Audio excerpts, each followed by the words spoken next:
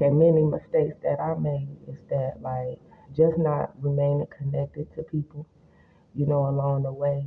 I was more so hindsight. I saw like vision, and I would just be like, you know what I'm saying, just like chasing certain visions or even the Most High, and just I was very unbalanced in my way, and then also just looking for perfection in people, which does not exist, you know. Um, and it did cause hurt and pain to people. You know what I'm saying? I was not necessarily sat down and instructed. You know what I'm saying? This is who you are, and this is how uh, people view you, and this is how uh, you should guard yourself against these type of people or whatever. I sought refuge in some of the wrong places, right?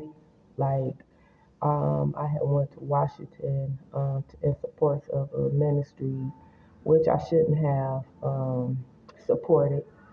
Um, you know, you live and you learn.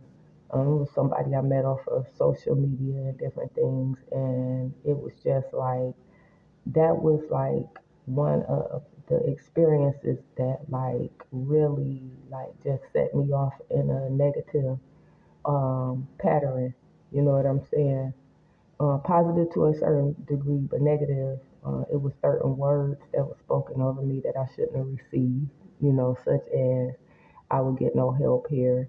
You know what I'm saying? Because I have been actually receiving help, and people do love me here. So that was like a false statement. You know what I'm saying? And it was just a lot of things of that person's personality that I was warned previously about, but I didn't want to see it because I saw so much, you know what I'm saying? I just was thinking the world of that person, and people around me was like, oh no, you know what I mean?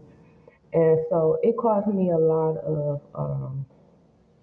harm because one thing I noticed about ministry is it's so competitive. You be thinking or people, I thought that it was more so about God, but it's like in a lot of the people that I've seen, it's 40% God, or uh, and 50% business. You know what I'm saying? Like it's about people elevating themselves. You know what I'm saying? So if they see you as some kind of competition or threat to who they are, that's what I have come to the conclusion of. If they see you as a threat, I don't care if they like 90 years old, they still want to be looked at, and this especially in the black church, they want to be looked at as the one. So if they see you rising, you know what I'm saying, they gonna do something. If it's not beneficial for them, they're gonna do with it whatever it takes to like knock you down because they don't want to like lose their number one spot. And that's in ministry. You learn a lot through, and that's in a lot of industries, but it's kind of sad because you get bamboozled with the thought that people are like really in it for on the most high, and it's just like so opposite. um I have made statements and said that I regret stepping into the church, and which I should say local ministries, and I'm not going to really enjoying it joining. I met some great people along the way, but I do feel that I shouldn't have, me personally, shouldn't have like joined any of the ministries really. To be honest, like maybe if I could have did things, maybe my father's, the ministry that he had, or maybe the ministry that my mother attended or whatever, maybe those two, but every other one I just should have stayed mutual because you see like people teaching on God's love, but it's never really, really displayed.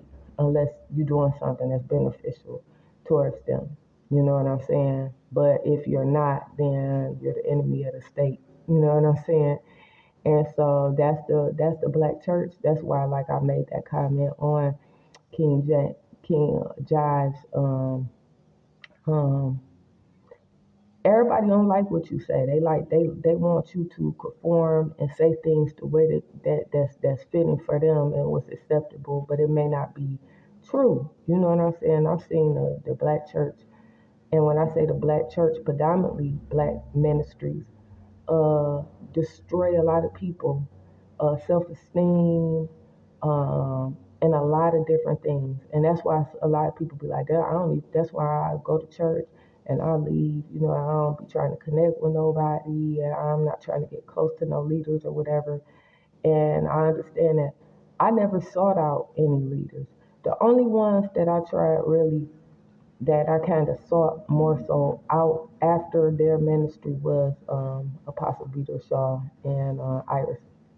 You know what I'm saying? But like, and I don't have any really regrets about connecting with Apostle Peter Shaw. You know, I don't. You know what I'm saying? Like, because she looked out for me, as did I. You know, and the people that was around her, you know, on my stay up there, you know what I mean? So, you know, everything was not positive, but everything wasn't negative. Is you know, and that's when you're dealing with people in general. That could be your family, that could be anybody, you know what I'm saying? But like as far as like the Washington trip, I wouldn't have took that one. You know what I'm saying, or connected, you know, with them on any level, you know what I'm saying, because of my experience with them. But you live and you learn. I always say pick good friends and stick with them, two good friends and stick it out with them.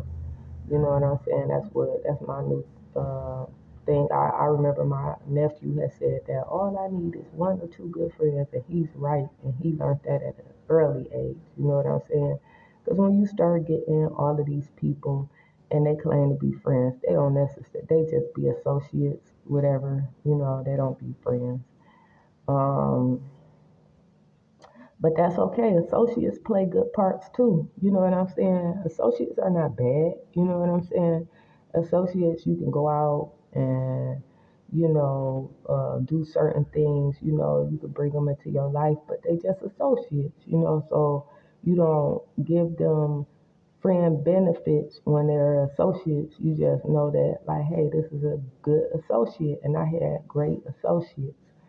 Um, I felt like I made mistakes like even with Kenya now, like they personalities were kind of hard to deal with, but Kenya was all she was very honest, and Tana was too, is too, and they were like pretty good, you know, they would give certain information because you know, Tana was like always into business and always doing stuff. And a lot of people didn't like her personality. You know what I'm saying? Felt like she was a fast talker, which she is, but she still literally stick to her guns and her beliefs. Like she really do love God. You know what I'm saying? And she peaked game early. You know when she wasn't being supported by. Ministries and knowing that like they were like overlooking her purposefully and her daughter. They went out and did things on their own. They brought out books and everything, and it actually was better quality stuff than what the church was providing, to be honest. And so, you know, I wish that I would have maintained those relationships and also stuck up for them sometimes. Like I remember we went on a trip to Atlanta with one of my associates, and I kind of allowed the associate to say things that I should have like stuck up, you know, for them a little bit better. You know what I'm saying? Not saying I'm changing somebody's mind, but sometimes when things are said, you are obligated to like speak about those things.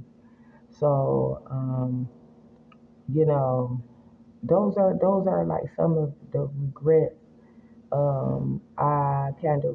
I regret like uh I would say working at the facility in Bloomfield was like a learning experience, but I kind of still, in the back of my mind, in a way, wish I just never applied at that particular facility because of um, the way that I was treated, mishandled. Um, that's it.